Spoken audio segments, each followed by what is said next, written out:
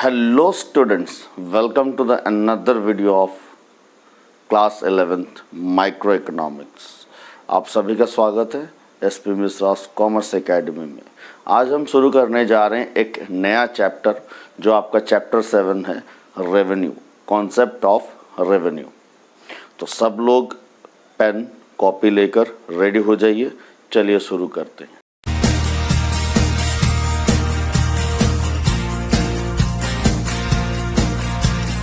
चलिए रेवेन्यू क्या है इसको जानते हैं।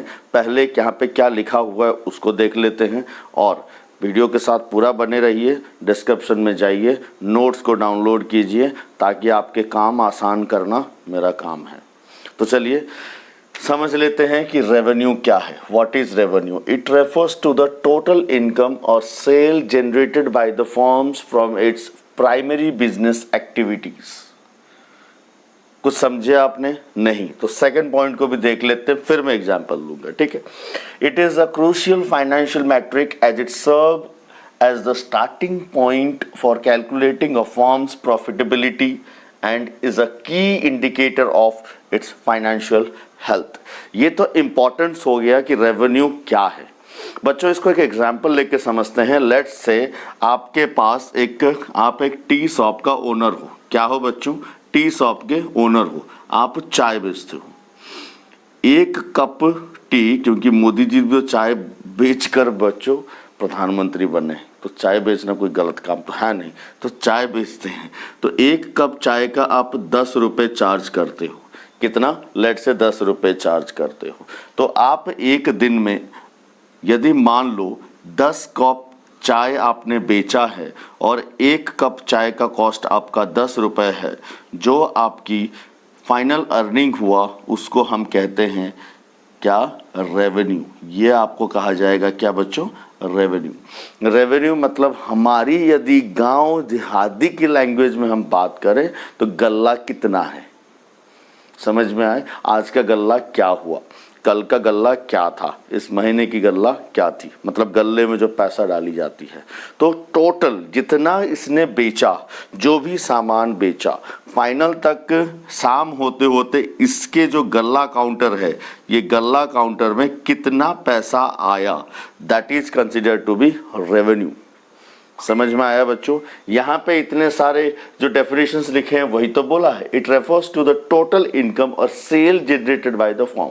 जितना उसने सेल जनरेट किया है that is considered to be revenue from its primary business activity. जो भी वो बिजनेस एक्टिविटी कर रहा है उसमें से जो इसका टोटल रेवेन्यू जनरेट हुआ, जो पैसा इसने बेचा है, सेल जनरेट किया है, उसी को हम रेवेन्यू कहते हैं। इसको हम क्रूशियल फाइनेंशियल मैट्रिक मानते हैं क्योंकि इसका जो सेल जनरेट होता है वो सेल ही इसका क्या बिजनेस को बना के रखेगा, नहीं वो मायने रखता है। यदि मान लो कि दिन भर में 2 ही चाय बेचा तो बच्चों कॉस्ट के हिसाब से हम देखेंगे तो इसका फिक्स्ड कॉस्ट भी नहीं निकला, ठीक है ना। तो बिजनेस डूबने में ज़्यादा देरी नहीं लगेगी। इसीलिए revenue is considered be crucial financial metric, ठीक है। ये दोनों पॉइंट्स आपको समझ में आ गए। रेवेन्यू क्या है आई थिंक आप लोगों को समझ में आ गई। अब पॉइंट में आते हैं, रेवेन्यू एंड प्रॉफिट। ये क्या 2 अलग अलग कॉन्सेप्ट हैं? यस, ये 2 अलग अलग कॉन्सेप्ट हैं। कैसे? Concept of revenue is different from the concept of profit. The following equation source different. देखो प्रॉफिट क्या होता है? ये आपकी प्रॉफिट है, जो पैसा हमने कमाया। उसमें क्या होता है, जो रेवेन्यू आपका दिन भर की गल्ला जो आपकी 100 रुपए की जनरेट हुई बच्चों, उसमें से यदि आपका कप का पैसा, फिक्स्ड कॉस्ट और वेरिएबल कॉस्ट, ये दोनों चीज़ों को हम माइनस कर दें तो लेट्स से आपका 50 रुपये इसमें लागत थी और आपने 100 रुपये जनरेट किया, तो दोनों हम माइनस कर देंगे। जो 50 हमारी यहाँ बची that is considered to be profit. अब बात आ गई, हमको रेवेन्यू कितना जनरेट हुआ ये यदि जानना है तो हमारी कॉस्ट कितनी है? 50 रुपये है और प्रॉफिट हमारी कितनी हुई? जाहिर सी बात है 50 रुपये हुआ तो हमारी टोटल रेवेन्यू कितनी होगी? 100 रुपये। अब देखो प्रॉफिट और रेवेन्यू 2 डिफरेंट कॉन्सेप्ट है। जो हम जो पैसा कमाते हैं उसमें से हमारी लागत को हम हटा देंगे, जो बचा वो हमारी प्रॉफिट होगी, ना कि पूरी। आप लोगों को समझ में यदि आ गया कि रेवेन्यू क्या है, एंटायर चैप्टर में हम यही पढ़ेंगे बच्चों। प्रोडक्शन फंक्शन चैप्टर से हम एज ए प्रोड्यूसर कॉन्सेप्ट को लर्न कर रहे हैं, ना कि एज अ कंज्यूमर। ये दिमाग में बिठा कर रखें। और जितने भी हमारी प्रोडक्शन फंक्शन, कॉस्ट, रेवेन्यू, आगे प्रोड्यूसर, इक्विलिब्रियम, सप्लाई, सुनो। तो इस टॉपिक में हम डिस्कस करेंगे total revenue, marginal revenue and average revenue. तो चलिए पहले हम जान लेते हैं टोटल रेवेन्यू क्या है। टोटल रेवेन्यू वो होता है the revenue that firms get by selling a given output is called total revenue. जैसे कि मान लीजिए एक दिन का एक फर्म का रेवेन्यू कितना है, यदि हमको जानना है, जैसे हमने डिस्कस किया कि मान लीजिए 100 कप चाय आप बेच रहे हो, कितने प्राइस में बच्चों, क्वांटिटी देखें। जैसे अब टोटल रेवेन्यू हमको निकालना है तो मान लीजिए 10 रुपये के प्राइस में आपने क्या किया है, 100 क्वांटिटी चाय बेची है, 100 कप चाय आपने बेची है। तो 100 multiply by 10 is equal to कितना होगा, 1000 रुपीज़ आपका टोटल रेवेन्यू है। ठीक है, जो प्राइस में आपने गिवन आउटपुट को बेचा है, सेल जनरेट किया है, दैट जो प्राइस आपकी आ रही है that is considered to be total revenue. इसमें और कुछ नहीं है। TR stand for total revenue, price, P stand for price, Q stand for quantity output. जो गिवन आउटपुट आपने जनरेट सेल किया है उसका जो आपने प्राइस से मल्टीप्लाई कर दी तो आपको टोटल रेवेन्यू जनरेट होके आ गई।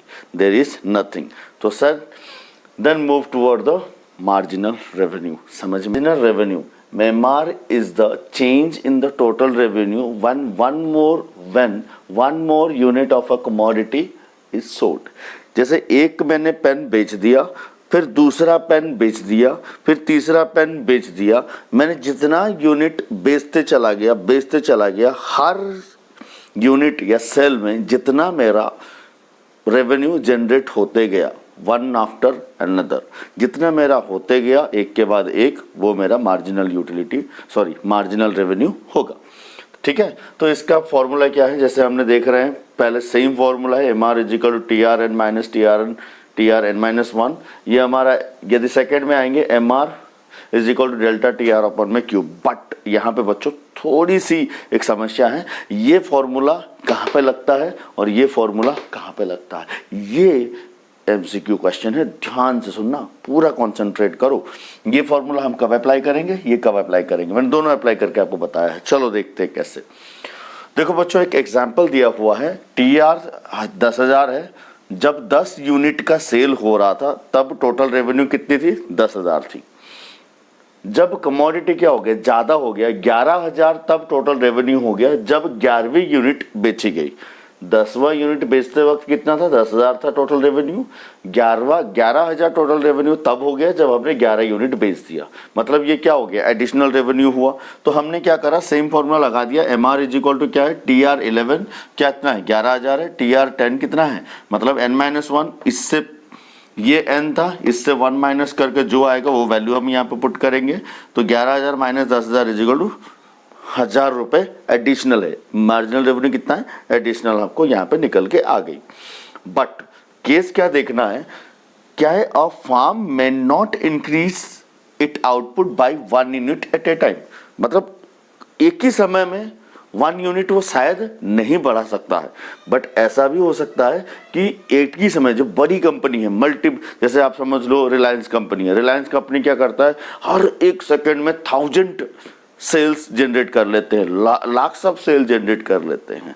उस समय हम क्या करेंगे बच्चों, in such situation MR is estimated by following situations. यहाँ पे क्या MR कैसे निकाल के, डेल्टा TR कितना हुआ, चेंज इन TR अपॉन में डेल्टा Q, यहाँ अप्लाई होगा। ये सिंगल केस में तो हम ये लगा देंगे, बट जब more than 1 sale every several minutes में क्या हो रहा है, जनरेट होते जा रहा है, तब हम ये डेल्टा TR अपॉन में डेल्टा Q लगाएंगे। ये थोड़ा सा ध्यान देना, जब आपको बोला जाएगा आउटपुट में increase several units at a time, कम समय में बहुत ज़्यादा सेवरल यूनिट सेल हो रही है, तो उस समय हम इसको लगा के निकालेंगे, या तो एक एक हो रहा है तो हम इस फॉर्मूला को लगा के निकालेंगे। अब सबसे इंपॉर्टेंट चीज़ जो हमको जाननी है वो है बच्चों आपका ये summation MR upon is equal to TR। मतलब MR, सारे MR को हम ऐड कर देंगे तो TR के बराबर हो जाएगा, टोटल रेवेन्यू के बराबर हो जाएगा। कैसे, चलिए एक एग्जाम्पल लेके समझते हैं। हमारी आउटपुट कितनी है, लेट्स से 1 2 3 4 5 6 6 है। हमारी MR कितनी है, MR ले लेते हैं अपन,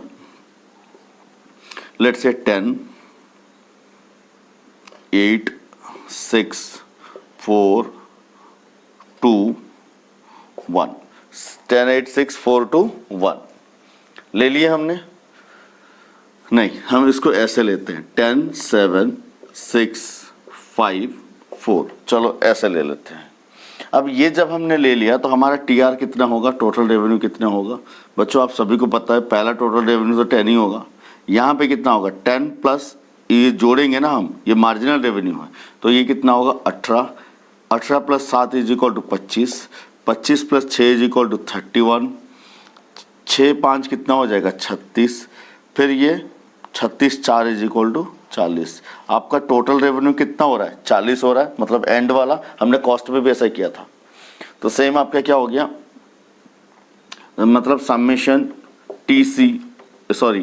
MC is equal to TC, याद रखना हमने उसमें भी किया था, सेम चीज यहाँ पे हो रहा है। अभी इसका हम प्लस कर देंगे, ये सबको जोड़ देंगे, कितना हो रहा है देखो 18 प्लस 7 25 प्लस 6 31 5 36 प्लस 40।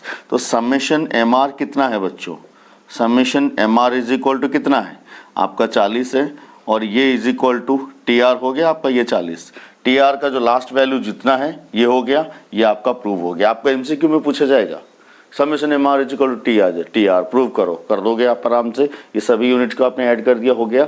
या तो आपको ऐसी कंडीशन पूछी जाएगी, कैसे भी करके क्वेश्चन घुमा फिरा के आपको पूछ देगा, आपका आंसर आपको पता होना चाहिए कि होता कैसे।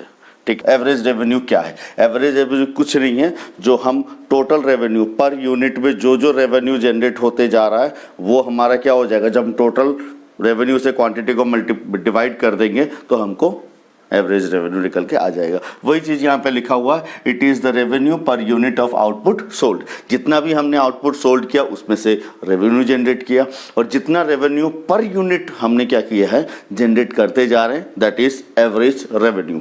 अब देखो इसको कैसे निकालते हैं, ये पॉइंट भी आप एक बार देख लेना, पॉज करके लिख लो नोट्स, ऐसे भी डिस्क्रिप्शन में अवेलेबल है, लिंक क्लिक करके निकाल लेना। AR इज इक्वल टू क्या है, TR अपॉन में क्वांटिटी है, और हम सभी को पता है कि AR यहाँ पे देखो एक पॉइंट है, ये हम पहले भी करते आ रहे हैं, इसलिए आपके लिए आसान होगा। TR मल्टीप्लाई बाय क्वांटिटी हम करेंगे तो हमको एवरेज रेवेन्यू निकल के आ जाएगी। अब ये पॉइंट में हमको गौर करना है, why AR is called price line. Price line हम इसको क्यों कहते हैं, क्योंकि बच्चों AR is equal to price है, AR इज इक्वल टू क्या है, प्राइस है। अब ये कैसे AR is equal to price है, इसी को हमको समझना है। देखो TR यदि हमको निकालना है तो हम क्या करते हैं, प्राइस से क्वांटिटी को मल्टीप्लाई करते हैं, तभी हमको TR निकलता है। बोलो, हमने अभी देखा था। अब AR is equal to formula क्या है, TR अपॉन में क्वांटिटी है, क्योंकि पर यूनिट हमको रेवेन्यू निकालना है, कितना है एवरेज रेवेन्यू, तो आपको TR में क्वांटिटी को मल्टीप्लाई डिवाइड करना है, तभी हमको क्या निकल के आ जाएगा, एवरेज रेवेन्यू। अभी हम यदि AR निकालना है तो AR निकालने के लिए हम क्या लिख सकते हैं, P multiply by Q upon में Q, डेफिनेटली लिख सकते हैं, क्योंकि QR is equal to P multiply by Q है। तो मैंने ऐसे लिख दिया, ये Q को काट दिया, काटा तो मुझे क्या मिल गया बच्चों, प्राइस मिल गया। यहाँ पे AR is equal to price मिल गया, बोलो हाँ कि ना, डेफिनेटली मिल गया। यही चीज यहाँ पे शेड्यूल में भी प्रूफ किया गया। देखो जब क्वांटिटी 1 था, प्राइस कितनी 10 थी, एवरेज कितनी 10, आप निकाल सकते हो, ये सारी चीजें समझ रहे हो। फिर 2 नंबर का क्वांटिटी था, प्राइस 10 था, तो ये भी 10 था, मतलब देख रहे हो कैसे इज इक्वल, मतलब प्राइस इज इक्वल टू हमारा AR है। यही चीज आपको प्रूफ करना है, शायद 2 मार्क के लिए आपको पूछ दिया जाए। ठीक है, तो चलिए जल्द से जल्द अब ये TR MR और AR के बीच में रिलेशनशिप को देख लेते हैं। Relationship between price and revenue हम एक बार चेक कर लेते हैं। बच्चों प्राइस एंड रेवेन्यू में भी हमारा ये आ जाता है कि हम क्या कर रहे हैं, TR MR एंड AR, ये इसका भी रिलेशनशिप को चेक कर रहे हैं। ठीक है, तो बाय डिफॉल्ट आप लोग थोड़ा अभी से इस चैप्टर में बहुत ज़्यादा कॉन्सेंट्रेट दीजिएगा, क्योंकि ये इंपॉर्टेंट हो गया। आगे आपका सप्लाई, प्रोड्यूसर इक्विलिब्रियम, मार्केट, वो सारी चीज़ों को आप जब करने जाओगे ना, ये आपके कॉन्सेप्ट बहुत काम आएंगे। तो आप थोड़ा सा एक्स्ट्रा लेवल ऑफ अटेंशन थोड़ा सा शुरू कर दीजिए। तो चलिए जानते हैं रिलेशनशिप बिटवीन प्राइस और रेवेन्यू को यदि हमको जानना है बच्चों, तो 2 तरीके से हम जान सकते हैं। जब हमारी प्राइस क्या है बच्चों, कांस्टेंट है, और एक सिचुएशन में हम जानेंगे जब प्राइस कांस्टेंट नहीं है, बढ़ रहा है या घट रहा है। 2 सिचुएशन से हम जानेंगे कि प्राइस और रेवेन्यू के बीच में रिलेशनशिप क्या है। इसीलिए मैं बार बार जोर दे रहा हूँ क्योंकि ये इंपॉर्टेंट है। ठीक है बच्चों, तो चलिए, जब प्राइस कांस्टेंट होता है ये सिचुएशन क्या होता है, it happens under perfect market competitions. अब हम जानते हैं कि परफेक्ट मार्केट कॉम्पिटिशंस क्या होता है। सेकेंड थिंग हो गया when price falls with rise in output, जब आउटपुट इंक्रीज होते चली जाती है प्राइस गिर जाता है। क्या होता है, आउटपुट जब क्वांटिटी क्या होता है बच्चों, क्वांटिटी इंक्रीज हो रहा होता है तो प्राइस गिरता है। ये कब होता है, इन परफेक्ट मार्केट कॉम्पिटिशंस में होता है। इम्परफेक्ट मार्केट कॉम्पिटिशन में क्या होता है, क्वांटिटी बढ़ती है तो प्राइस डिक्रीज होती है। और परफेक्ट कॉम्पिटिशन में क्या होता है, प्राइस क्या होता है, कांस्टेंट होता है, प्राइस कोई चेंजेस नहीं होता है। अब आपके दिमाग में क्वेश्चन तो आ ही रहा होगा, सर परफेक्ट कॉम्पिटिशन में ऐसा क्यों होता है और इम्परफेक्ट कॉम्पिटिशन्स में ऐसा क्यों होता है, ये दोनों कंडीशंस क्यों एग्जिस्ट करते हैं। तो चलिए जल्द से जल्द जान लेते हैं ये दोनों कंडीशन क्यों एग्जिस्ट करते हैं। तो बच्चों पहले जानो कि परफेक्ट मार्केट होता क्या है। परफेक्ट मार्केट जो ये होता है बच्चों, कि जैसे समझो एक ही मार्केट ऐसा है, वो मार्केट में मोर देन वन क्या है, कॉम्पिटिटर है। एक ही प्रोडक्ट को बहुत सारे लोग बेच रहे हैं। जैसे मान लो कि ये मार्कर जो हम परचेस करते हैं मार्केट से, ऐसा तो नहीं है कि पूरे इंडिया में कोई एक ही प्रोड्यूसर है जो इसको प्रोड्यूस करता है, नहीं, बहुत सारे प्रोड्यूसर है। जैसे ये फेयर कंपनी है, ये क्या करता है, प्रोड्यूस करता है। बहुत सारे दूसरे कंपनी भी हैं जो मार्कर को प्रोड्यूस करते हैं। ये मार्कर का प्राइस 20 रुपये होगा या कितना होगा, ये कौन डिसाइड करता है बताओ। मान लो ये फ्लेयर का जो कंपनी है, इसने डिसाइड किया कि मार्कर का जो प्राइस है मैं 20 से बढ़ाकर 30 कर देता हूं। अब बताओ सडनली इसका क्या होगा बच्चों, आउटपुट क्वांटिटी जो सेल हो रही थी वो डाउन हो जाएगी ना, क्योंकि इसने प्राइस बढ़ा दिया। अब दूसरे वालों ने क्या करा, प्राइस नहीं बढ़ाया। तो एक से ज़्यादा जब मैन्युफैक्चरर होते हैं, प्रोड्यूसर होते हैं कोई सिमिलर क्वांटिटी के गुड्स को या फैमिलियर गुड्स, होमोजीनियस गुड्स का, तो उस समय क्या हो जाता है, प्राइस जो होता है वो कोई इंडिविजुअल प्रोड्यूसर डिसाइड नहीं करता, वो मार्केट डिसाइड करता है। ठीक है ना बच्चों। तो सेम चीज यहां पे आ गया, जब परफेक्ट कंपटीशन का मतलब हो गया मोर देन वन प्रोड्यूसर होगा, जहां पे क्या होगा, प्राइस कौन डिसाइड करेगा, मार्केट डिसाइड करेगा। तो ज्यादातर प्राइस क्या होता है मार्केट में, कांस्टेंट होता है, क्योंकि वो अकेला डिसाइड तो कर नहीं सकता।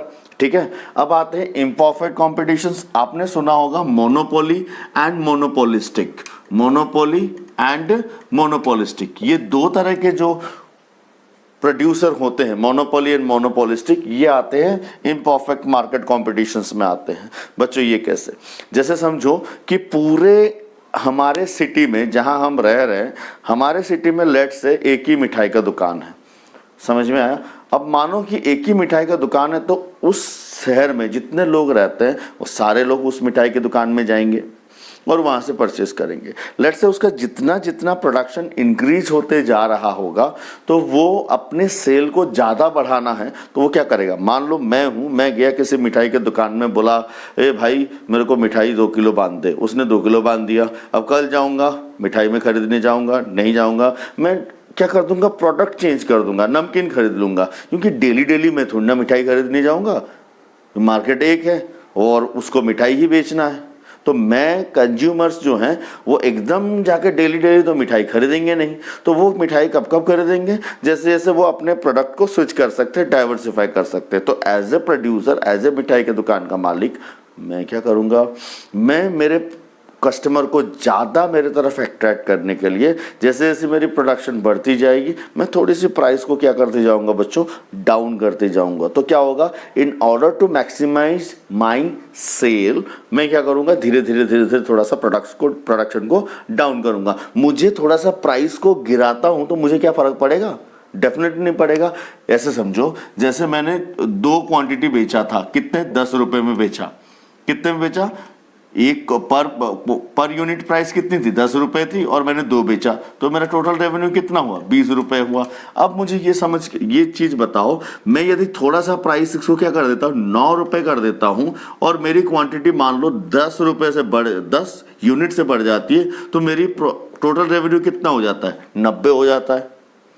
तो मोनोपोलिस्टिक मार्केट में क्या होता है, मोनोपोलिस्टिक में एक ही प्रोड्यूसर होता है और उसको अपनी प्रॉफिट को मैक्सिमाइज करना है, सेल को बढ़ाना है, रेवेन्यू को ज़्यादा जनरेट करना है, तो ये क्या करेगा, थोड़ी सी प्राइस को डाउन कर देगा, जिससे इसका क्या हो जाएगा, रेवेन्यू इंक्रीज हो जाएगा। यही कॉन्सेप्ट ही हमारा आता है इन परफेक्ट मार्केट में। जैसे कार मैन्युफैक्चरर हो गए, वो थोड़ी सी प्राइस जितना डाउन करते जाएंगे उनकी सेल बढ़ती जाएगी, सेल ज़्यादा बढ़ेगी तो प्रॉफिट कमाएंगे।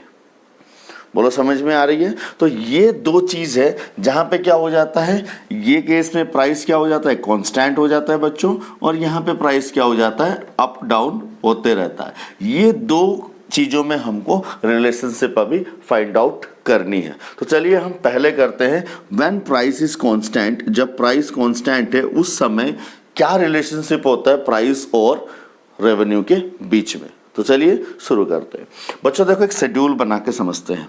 शेड्यूल में क्या है, हमारा यूनिट, पहला यूनिट का प्रोडक्शन हुआ, दूसरा हुआ, तीसरा, चौथा, पांचवा हुआ। प्राइस हमारा क्या है, कांस्टेंट होगा। हमको पता है परफेक्ट कंपटीशन जो मार्केट है उसमें क्या होता है, प्राइस कांस्टेंट होता है। हर लेवल ऑफ आउटपुट में उतने ही प्राइस में मैं बेचते जाऊंगा तो मेरा टोटल रेवेन्यू क्या होगा, इंक्रीज होते जाएगा। ठीक है ना, क्योंकि प्राइस में चेंज नहीं कर रहा हूं तो मेरा टोटल रेवेन्यू क्या होगा, एक परफेक्ट बैलेंस में इंक्रीज होते जाएगी। मतलब जो मार्जिनल रेट होगा वो क्या होगा, मार्जिनल रेवेन्यू होगा वो इक्वली होगा। क्यों, क्योंकि प्राइस मेरा कांस्टेंट है, बस मैं क्या कर रहा हूँ, क्वांटिटी बढ़ा रहा हूँ, क्योंकि price multiply by quantity is equal to TR है ना बच्चों। तो प्राइस मेरा कांस्टेंट है तो क्वांटिटी बढ़ा रहा हूँ, इसलिए सेम प्रोपोर्शन में क्या हो रहा है, मेरा टीआर बढ़ते चले जा रहा है। समझ में आया? अब मैं एमआर निकालूंगा तो एमआर कितना होगा, 10 ही होगा, क्योंकि प्राइस जितना है एमआर उतना ही होगा। आप सभी को पता है, क्योंकि प्राइस ही तो यहाँ पे मेन हीरो है जो टीआर को बढ़ा रहा है, क्योंकि price multiply by quantity is equal to TR हमारा बढ़ते चले जा रहा है। वैसे एआर भी हमारा उतना ही होगा, क्योंकि एवरेज रेवेन्यू जब 10 से 1 को डिवाइड करेंगे 10 निकलेगा, वही हम 20 से 2 को करेंगे 10 निकलेगा, तो हमारा एआर भी क्या है, कांस्टेंट ही रहेगा। तो ये केस में हमारा जो डायग्राम बनेगा वो कैसा बनेगा, देखो ये हमारा जो डायग्राम है वो क्या है, ओएक्स एक्सिस पे हमने प्राइस को ले लिया, एमआर को भी ले लिया, एआर लिया, क्योंकि एआर, एमआर और प्राइस दोनों कांस्टेंट है। ये लाइन आपको दिख रहा है स्ट्रेट लाइन है और ये पैरेलल टू एक्स एक्सिस रहेगा। क्यों रहेगा, क्योंकि परफेक्ट कंपटीशन के अंदर ऐसा ही रहेगा, क्योंकि हम प्राइस में कोई छेड़छाड़ नहीं कर रहे हैं, प्राइस कांस्टेंट रहती है। सेम चीज टीआर क्या हो जाएगा, अपवर्ड स्लोपिंग हो जाएगी, मतलब एकदम बढ़ते चले जाएगा, जितना जितना हमारा सेल होते जाएगा उतना टीआर बढ़ते जाएगा। समझ में आया बच्चों? अब इसको थोड़ा सा एक्सप्लेनेशंस को भी देख लो। T R starts from origin because at zero level of output value of T R is also zero. देखो टी आर क्या हो गया, जीरो लेवल से आउट शुरू कर रहा है, क्योंकि जब हमारी आउटपुट था ही नहीं, मतलब जब हम सेल जीरो कर रहे थे उस समय हमारा रेवेन्यू भी जीरो ही होगा ना बच्चों, इसीलिए वो कहाँ से शुरू कर रहा है, जीरो लेवल ऑफ आउटपुट में टी आर जीरो से शुरू कर रहा है बोल के यहाँ पे बताया है। सेकेंड क्या है, since the value of T are increases in constant rate therefore it is an upward sloping straight line. अभी हमने देखा था कांस्टेंट रेट में क्या हो रहा है, टी आर इंक्रीज कर रहा है, यहाँ भी 10 से इंक्रीज किया, यहाँ भी 10 से इंक्रीज किया, यहाँ भी 10 से इंक्रीज किया, यहाँ भी 10 से इंक्रीज किया। इसका मतलब क्या है, टी आर एक कांस्टेंट रेट से इंक्रीज कर रहा है, इसलिए टी आर का कर्व क्या होगा, स्लोपिंग स्ट्रेट लाइन होगा, अपवर्ड स्लोपिंग स्ट्रेट लाइन होगा, जैसे आपको यहाँ पे दिख रहा है। ये आपको एक एक मार्क के क्वेश्चन पे जरूरत पड़ेगी, ठीक है। उसके बाद at all level of output value of both M R and A R constant and equals, therefore हम क्या बोले, M R is equal to A R is equal to price. इसको हम क्या बोलते हैं बच्चों, फॉर्म्स प्राइस लाइन भी बोलते हैं, दूसरे नाम से इसको क्या बोलते हैं, फॉर्म्स प्राइस लाइन। क्योंकि मैंने अभी थोड़ी देर पहले बताया परफेक्ट कॉम्पिटिशन्स में कोई भी फर्म ये डेयर नहीं कर सकता कि वो प्राइस को बढ़ा दे। बोला ना, एक ही सिटी में मान लो 15, 20, 30 क्या है मिठाई की दुकान है, तो गुलाब जामुन पर केजी 200 रुपये है मान लो, वो 210 कर ही नहीं सकता, क्योंकि करेगा तो उसके दुकान से कस्टमर छूमंतर हो जाएंगे, ठीक है। तो वो उतने में ही रखेगा, इसलिए प्राइस यहाँ पे कांस्टेंट होगा। तो इसी को इसीलिए बोला गया फॉर्म्स प्राइस लाइन होगा, और price line is equal to क्या होगा, price is equal to M R is equal to average होगा, इसीलिए इसको फॉर्म्स प्राइस लाइन कहा जाता है। Second, both MR AR are horizontal lines parallel to X axis, जैसे मैंने आपको बताया, और टीआर का क्या है, सीधा ऊपर बढ़ते चले जा रहा है हमारे परफेक्ट मार्केट कॉम्पिटिशन्स में। बच्चों ये अच्छे से ध्यान देना इस चीज़ को, ठीक है। ये सारी चीज़ें हमने जो पढ़ा, प्राइस जब कांस्टेंट है उस समय की हम बात कर रहे हैं, ठीक है। अब हम चलते हैं हमारा सेकंड कंपोनेंट को जान लेते हैं। इम्परफेक्ट मार्केट कॉम्पिटिशन्स में ये ग्राफ कैसा होता है, मतलब डायग्राम कैसे बनता है, शेड्यूल क्या रहता है, उसकी एक्सप्लेनेशंस क्या होगा। तो जल्द से जल्द चलिए हम हमारी लास्ट टॉपिक को शुरू कर लेते हैं। तो लास्ट टॉपिक क्या है, जैसे हमने देखा था, जब प्राइस फॉल, आउटपुट बढ़ते जा रहा है, प्राइस गिरते जा रहा है, आउटपुट बढ़ते जा रहा है और प्राइस गिरते जा रहा है। ये होता है इनपरफेक्ट मार्केट कॉम्पिटिशन्स में, ठीक है। इनपरफेक्ट मार्केट कॉम्पिटिशन्स में जैसे क्या होता है, मोनोपोली मोनोपोलिस्टिक होता है। मोनोपोली मोनोपोलिस्टिक में ही हमको ये चीज़ देखने को मिलता है, मैं थोड़ी देर पहले ही आप लोगों को बताया हुआ है।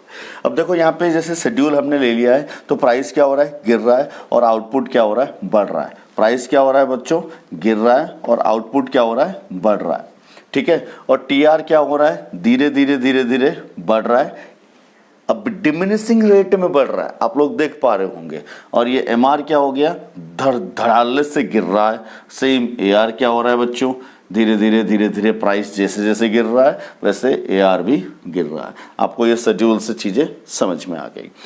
अब बच्चों यहाँ पे हमको देखने वाली बात ये है कि ये डायग्राम और जो हमारी एक्सप्लेनेशंस हैं, ये दोनों चीज़ें आपके लिए बहुत इंपॉर्टेंट है। तो चलिए एक बार हम देख लेते हैं क्या हमारा एक्सप्लेनेशंस बोल रहा है। TR starts from origin because at zero level of output, value of TR is also zero. बोलो हाँ कि ना। TR, क्योंकि जब हम प्रोडक्शन करेंगे नहीं तो हमारा टोटल रेवेन्यू जीरो होगा ना बच्चों, कितना भी प्राइस हम रख लें, जब हम बेचेंगे नहीं तो रेवेन्यू कहाँ से आने वाला, नहीं आएगा। तो टोटल रेवेन्यू क्या हो गया, जीरो है, इसीलिए 0 पॉइंट से शुरुआत हुई। बट एक चीज़ क्या हो गई, As output rises, TR increases at a diminishing rate, क्योंकि हम क्या कर रहे हैं, हमारी प्राइस को घटाकर आउटपुट को बढ़ा रहे हैं, और प्राइस हम जैसे जैसे क्या कर रहे हैं, डिक्रीज कर रहे हैं। आउटपुट तो इंक्रीज कर रहे हैं, बट प्राइस को डिक्रीज करके जब हम आउटपुट को इंक्रीज कर रहे हैं तो टीआर हमारा डिमिनिशिंग रेट में इंक्रीज होते जा रहा है। ये वाली कंडीशंस बहुत धीमे धीमे से यहाँ पे इंक्रीज हो रहा है। ये पॉइंट को ध्यान देना। ये मोनोपोली या मोनोपोलिस्टिक मार्केट में हो सकता है, जिसको हम इम्परफेक्ट मार्केट कहते हैं, ठीक है। सेम आता है, value of MR is less than the AR. देखो ये जो वैल्यू एमआर का जो वैल्यू है वो एआर से कम है, इसीलिए ये क्या हुआ, MR less than AR. Both MR and AR downward sloping straight line है। ये डाउनवर्ड स्लोपिंग स्ट्रेट लाइन है क्योंकि ये गिर रहे हैं, इसलिए डाउनवर्ड स्लोपिंग स्ट्रेट लाइन में आपको दिख रहे हैं, सेम प्रोपोर्शन में गिरते जा रहे हैं।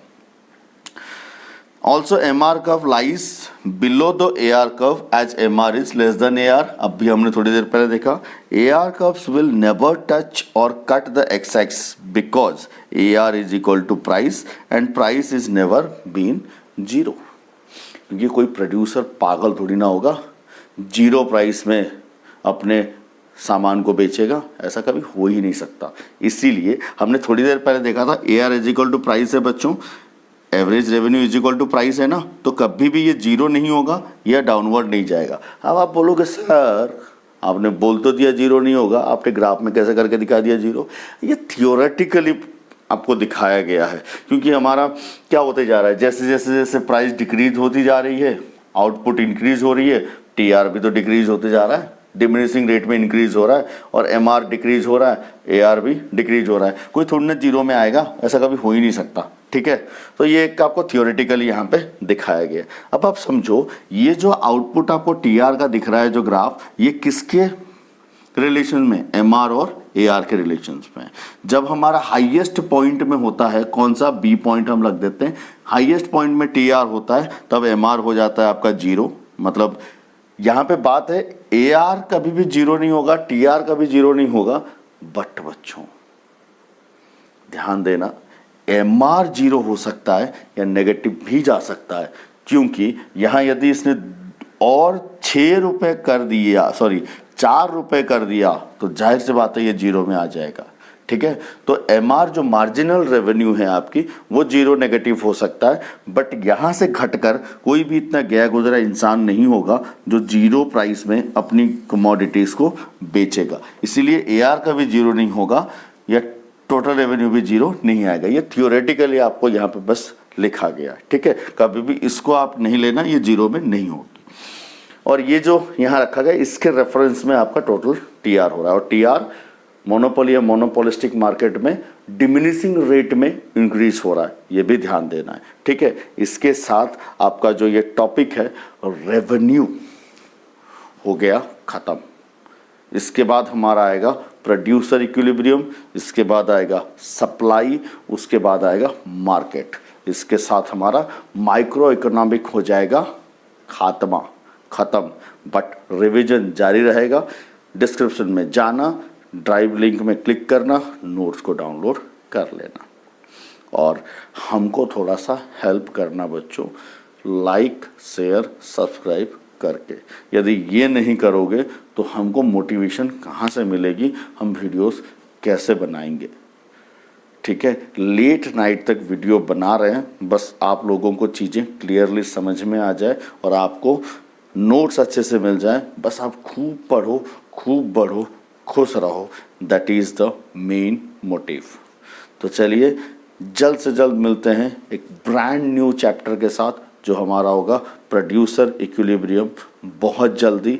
रेवेन्यू चैप्टर्स में डाउट है तो कमेंट ज़रूर करिएगा, मैं ज़रूर ट्राई करूँगा लाइव सेशन लेकर आप लोगों के डाउट्स को क्लियर करूँ। तो चलिए मिलते हैं नेक्स्ट वीडियो में। खूब बढ़ो, फलो, हंसो, मुस्कुराते रहो। See you, bye bye।